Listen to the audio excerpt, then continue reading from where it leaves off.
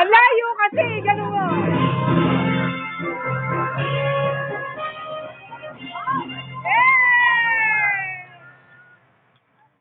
Galing ah. Wala na yung kahit na yan. Balik na ulit.